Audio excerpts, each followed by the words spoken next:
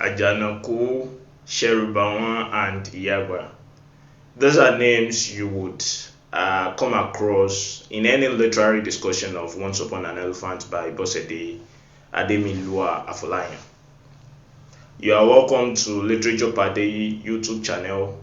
My name is Ridwan Adedeji, and in this video we shall be discussing Bosede Ademilua's riveting play titled Once Upon an Elephant. And our analysis will be structured after the elements of plot summary, themes, and characterization. So before we go into it, it is necessary for me to provide a kind of background for the play. What really inspired the play?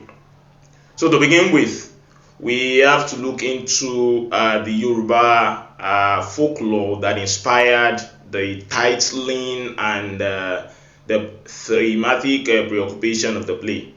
And that's a particular tale has to do with how the tortoise tricked the elephant in his quest for power to his death. So that's basically this story has a particular refrain, as you would find in Bosede Ademilua's play, where Iyagba repeats the song regularly to remind Ajanaku of the kind of fate that awaits tyrants like him. And that's basically what inspired the writing, the folklore that inspired the writing of this play.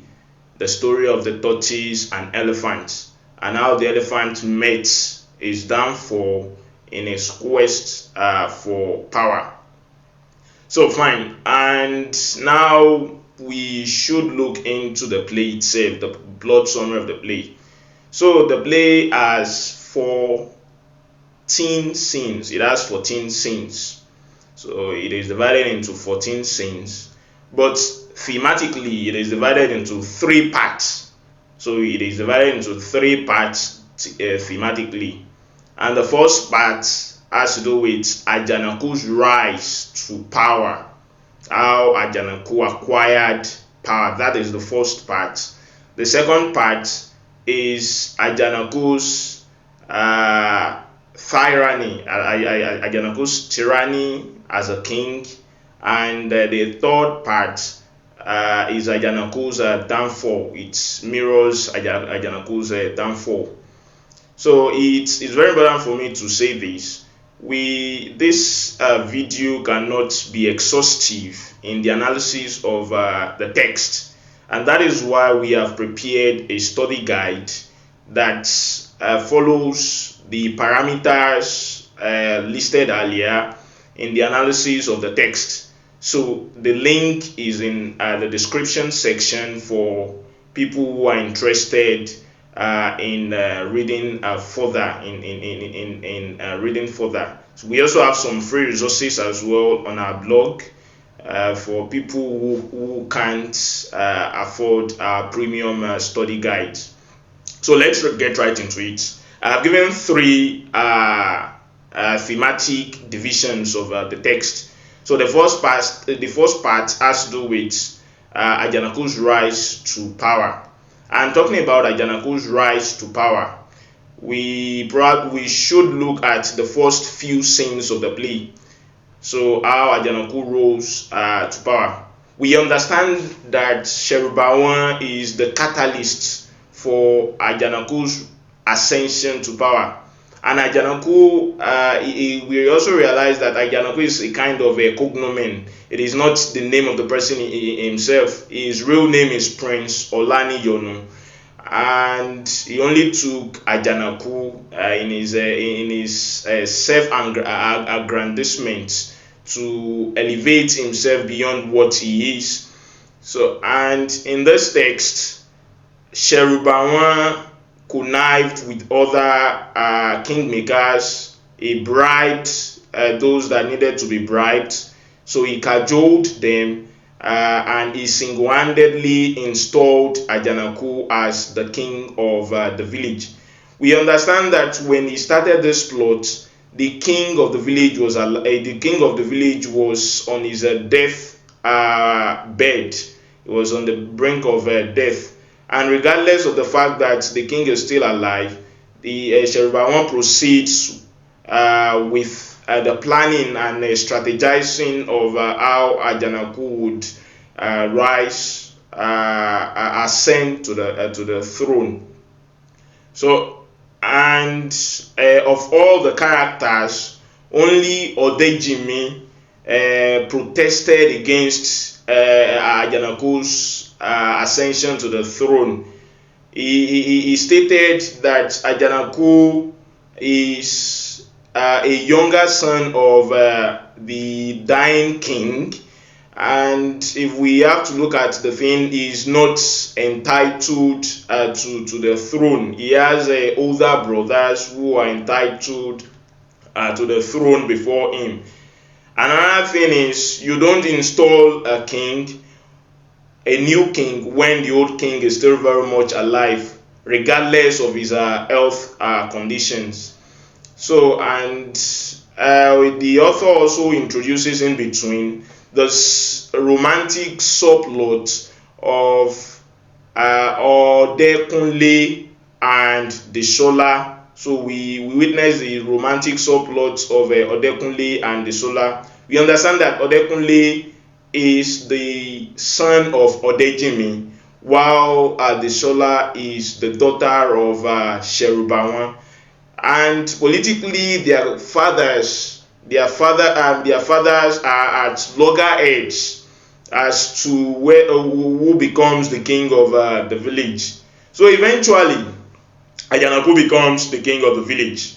Then that moves us to the second part of the play, and that is Ajanaku's tyranny and oppression of his subjects. So Ajanaku goes on to oppress his subjects, and this is manifested in a lot of ways. For example, he forcefully takes over the wife, the betrothed bride of another man, and he takes her for his wife. Then at some point, the Oguno people came for help, for military assistance.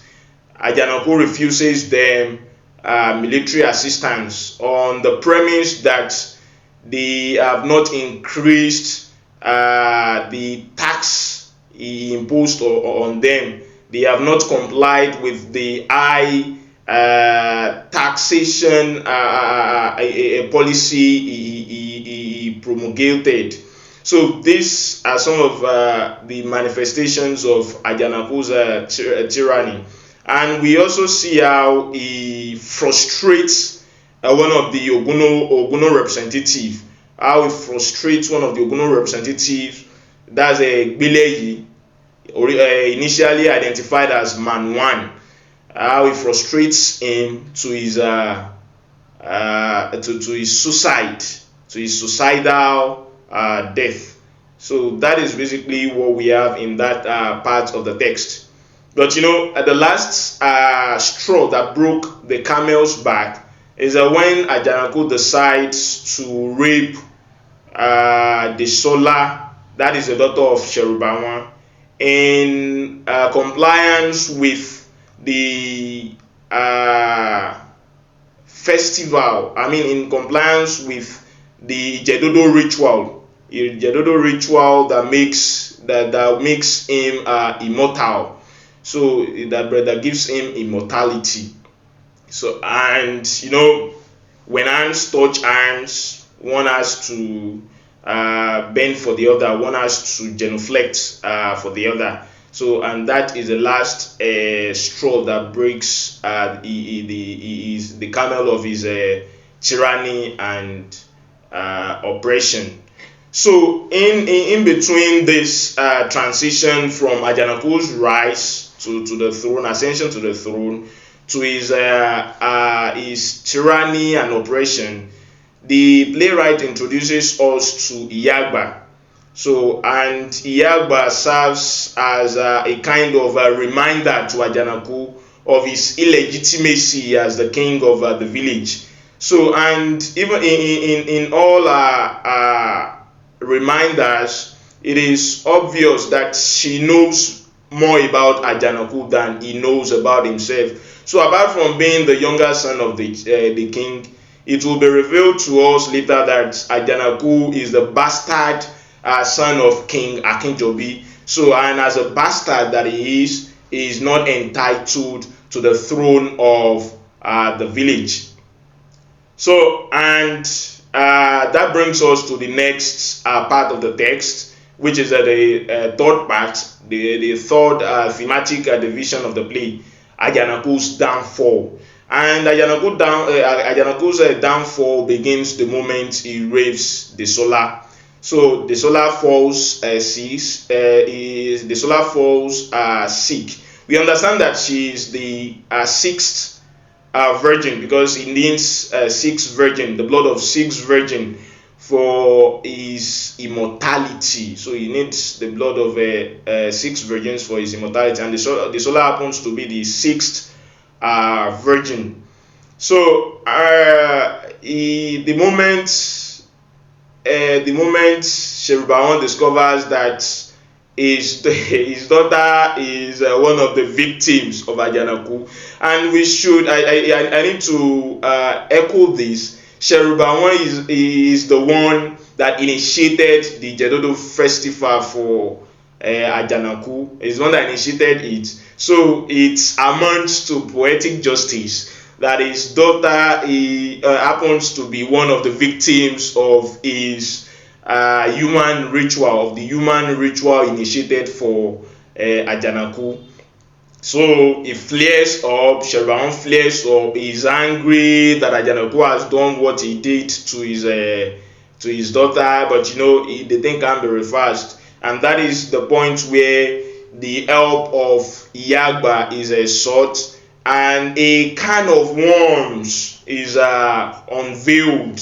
A can of worms is unveiled. We realize that Ajanaku is the product of the infidelity between Serubawon and the late king's younger wife, Adebisi. So he is the product of the infidelity between them, and Iyagba is framed because she gets a glimpse of the infidelity between the two. So in order for her not to tell the king or tell anyone, they accuse her of what they are doing themselves. So at the end of the day, Ajanaku is the bastard child, and by virtue of being the father of the Solar and Ajanaku, what actually happened between the raping process, what actually happened between Ajanaku and the Solar amounts to an incest. So, and in the end, Iyagba provides a solution. In the last scene of the play, that's scene 14, the Odekunle and the Solar, they are the ones that neutralize the power of Ajanaku. The Solar embraces him, while Odekunle wraps him with a cloth of charms, which naturally neutralizes Ajanaku and incapacitates him. So, and that marks the end of Ajanaku. Serubawon, on his own part, he dies shameful death. So he hangs himself in the end. So by the end of the play, the play ends on a note of a mixture of tragedy and redemption. Redemption for Iyagba, redemption for the Solar, and tragedy for Ajanaku and Serubawon. So we just like I've said, you need to check out our study guide for more insights into this. This is how far I can go with the plot summary. So now we are going to move on to the themes. So we'll move on to the themes. And the themes we have in the text, there are a lot of themes in the text, but the dominant theme in the text is the theme of tyranny, the theme of tyranny and oppression. So that's the prominent theme in the text. So, and I've already pointed that out, most especially with Ajanaku's raping of 6 virgins. Is the subject is supposed to protect and look after. Then his rejection for Oguno people's the rejection of Oguno's people. They have come to seek for his assistance even after paying him tributaries for years and all that. So, but he rejects their request for assistance. Then tyranny and oppression also manifests in how he frustrates Bileye to his suicidal death, and of course it also manifests in how he takes over the land, a disputed land. Instead of appropriating the land to the right person or making the right judgment, he rather takes over the land. So, and that's the theme of tyranny and oppression. And we can't count the number of times he had to order his guards to take to drag people who do not agree with him out of the palace. He did it with Yagba twice, and then later on with Serubawon. Later on with Serubawon, when the both of them could not agree on the nature of the Sola's rape. Then we have infidelity. So we understand that infidelity is one of the driving forces of the text. Infidelity gives birth to Ajanaku. The infidelity between Serubawon and Adebisi actually brought about the emergence of Ajanaku, the tyrant. So that's basically infidelity, the theme of marital infidelity there. So we have other instances of infidelity in the text as well. But then we move on to the excessive crave for power. So excessive crave for power is another prominent theme in the text. So, and that manifests in Ajanaku's crave for power. So it is not enough that he has become the king. He also wants to become immortal in connivance with Serubawon. So Serubawon is another example of someone who is hungry for power. So it is not enough that he is the king. He is the king's friend, the late king's friend and chief priest, and medicine man, and of course the head of the the Hunters Guild, the head of the Hunters Guild, a kind of organization in charge of appointing the kingmakers. So it is not enough that he has all that functionalities and everything and power within his reach. He wants more. So, and later on, when we come to understand the context and everything that drives the motive that actually drove Serubawon into installing Ajanaku as the king of the village, we understand that he wants his bloodline to be the king. He wants to be the father of the king as well. So we have the theme of love.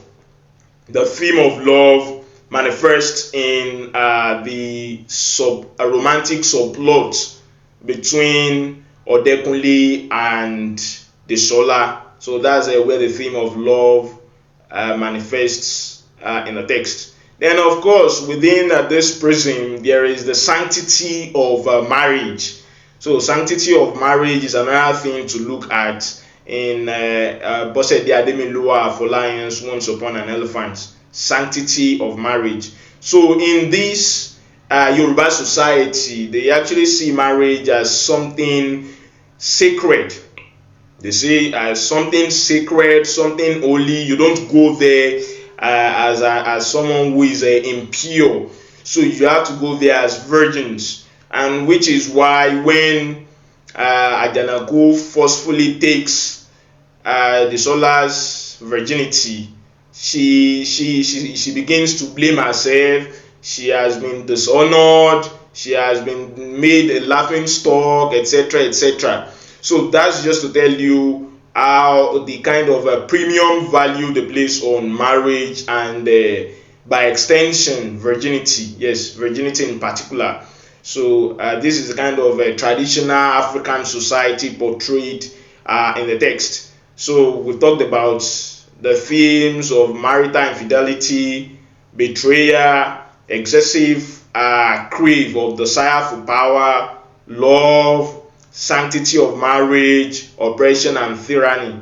So, and of course, we've talked. I also mentioned poetic justice the other time. Yes, poetic justice. How the Serubawon's daughter, Desola, becomes a victim of his own. A victims of his own iniquity, victim of his own wickedness. So that's basically what we have in the text under the thematic preoccupation of the text. So moving on, let's talk about the characterization, the characters in the text. So far in this video, I have mentioned names like Ajanaku, Serubawon, Iyagba, Odekunle, Desola, etc., etc. So let's look at some of these characters. You can get the full analysis of these characters in our study guide. So now let's start with Ajanaku. At birth, his name is Olaniyonu. Olaniyonu, that's his name at birth. But in bid to project himself more than he is, he takes the cognomen of Ajanaku. And in Yoruba land, or in Yoruba language, Ajanaku is a name given to an elephant. If an elephant is not called Erin, it would be called Ajanaku. So Ajanaku Mojkoja Muri Nkan. So fine, that's basically where he derives his name. And the name this Ajanaku he bears does not come out of a place of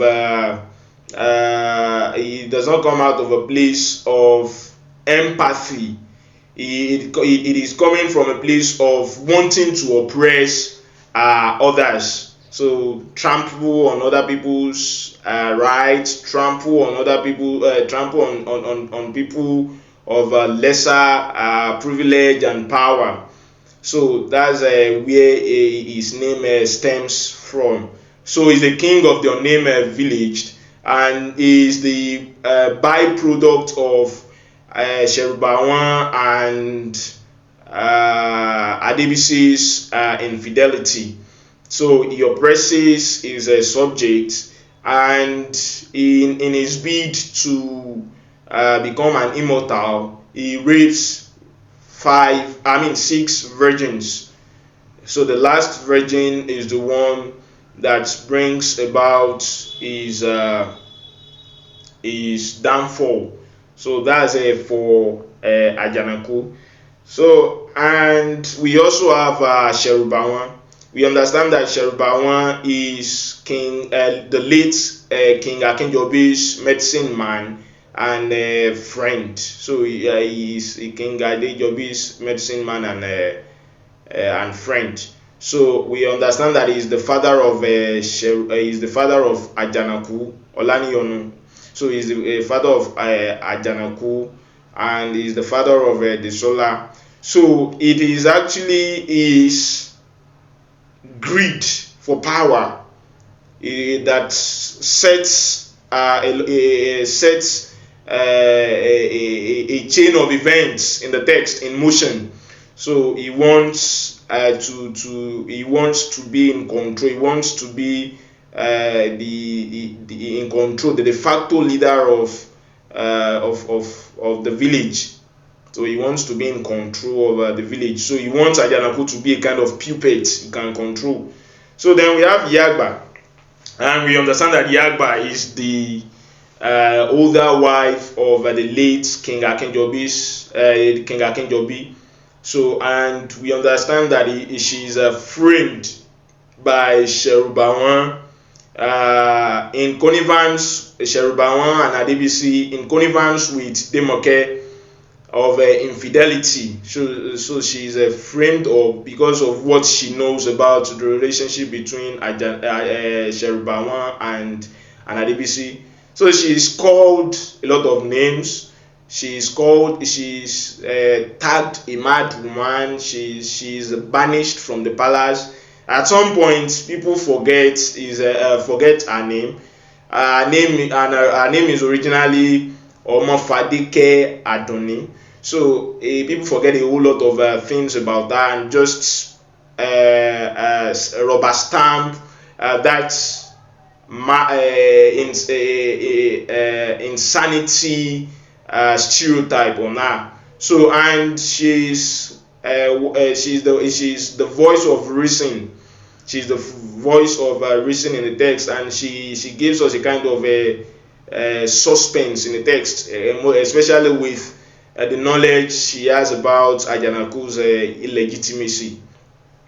So, and she's projected as someone who is wise and caring, as in the case of a prompt response to the recovery and redemption of the Shola. Then at the end of the text, she's vindicated. Then we have Odejimi. Odejimi is the father of is the father of Odekunle, and he's the only one. He's the only member of the Hunters Guild or Council of Elders, if you put it that way, that refuses to be bribed. He maintains his stance throughout the text. He did not waver. Through the text. He keeps pointing out the maladies in their society, especially as regards Ajanaku's actions. Then we have Demoke. Demoke is the wife of Serubawon, and we understand that she actually buttressed, or should we say buttressed? She is in connivance. She connives with Serubawon. She connives with Serubawon to frame up Iyagba. So she lies about what she did not see. She gave a kind of a false testimony, false witness. So, and our false witness actually contributed to the banishment of Iyagba from the palace. Then Omoyeni is the wife of Ajanaku, and Omoyeni is the wife of Ajanaku, and we understand that she is actually the one Ajanaku forcefully took as wife, and she is carrying a bastard child as well. The child she is carrying does not belong to Ajanaku, and at the end of the day, when Ajanaku meets his downfall, she returns the child to the rightful owner. And labor, yes, because she went into labor at the end of the text. So the birth of her child represents hope and rebirth for the people of the village. Then we have Odekunle. We all know Odekunle is the son of Odejimi, and of course he is actually in a romantic engagement with the Solar, and the Solar on her part, both Odekunle and the Solar, they are lovebirds. So, and the Solar is the sixth virgin that Ajanaku rapes in order to attain immortality. So, in this video, we've looked into the plot summary of the text, and while we acknowledge that the text is divided into 14 scenes, it is thematically divided into the three parts. 1. Ajanaku's rise to power. 2. Ajanaku's tyranny and oppression. And 3. Ajanaku's downfall. Then we also talked about the themes in the text. We looked into the theme of marital infidelity, the theme of excessive crave for power, the theme of love, the theme of sanctity of marriage, the theme of oppression and tyranny. Well, I did not talk about betrayal. I don't talk about betrayal, the theme of betrayal, but the theme of betrayal is also a prominent theme in the text. And this manifests in a number of ways. Yagba is betrayed by Demoke, Serubawon, and Adebisi. That's betrayal.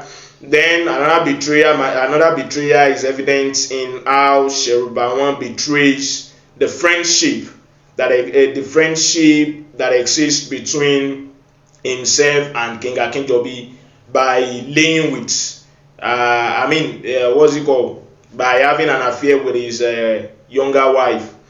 Then Adebisi betrays the marital trust King Akinjobi has in her. Then Serubawon also betrays the power the people have invested in him as the head of the kingmakers.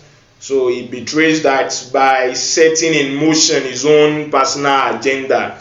So he does another form of betrayal in the text. So we also look into the characters in the text. Some of the characters in the text, we have a long list of characters in the text. So you need to get a study guide to have an exhaustive look into the characters in the text. Ajanaku, Serubawon, Iyagba, Odejimi, Omoyeni, Odekunle, etc., etc. Then, before I call it a day, I want to talk briefly about the setting of the play. Well, if you look at the setting of the play, although the village where the play is set, we are not given the name of the village. It's an unnamed village, but there are hints. There are things to hint us about it being a Yoruba community. One, we have that in the name. We have Yoruba names. Serubawon, Ajanaku, Iyagba, Odejimi. We have in the names. It is evident in the names. Then we also have the use of language. Yes, the use of language points to the fact that this play is set in a Yoruba community.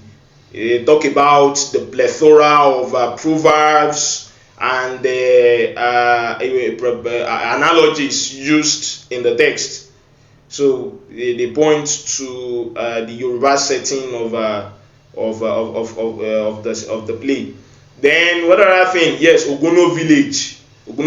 Though we are not given the name of of Ajanaku's village, but Ogono village, is a Yoruba community, a neighboring community.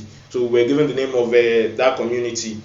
Then another aspect of the setting I also want to explore is the time frame of the play.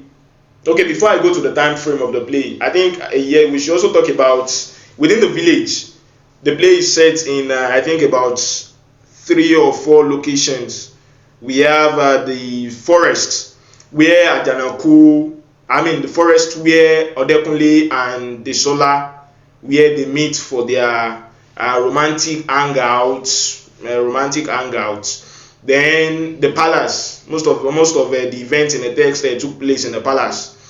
Then at some point, yes, Odejimi's house, when Iyale went back home during the coronation to see her husband, to pick some things and had a kind of conversation with her husband. So we have that as well. Then another aspect too is let's see, another location is in the play is Iyagba's house. So Iyagba's house is another location in the play. I think it featured in the play twice. First, when Olayoni went to her house to confess about the illegitimacy of the child she's carrying, and then secondly, when most of the characters converged at Iyagba's house in need of a redemption, and all that. So that's basically the talking about locations in the text, the particular locations in the text. So and another thing, the time frame of the play, we understand that there is no Western influence. I need to reiterate this. There is no Western influence of Western civilization in the text, which possibly places or situates the play in during the pre-colonial era.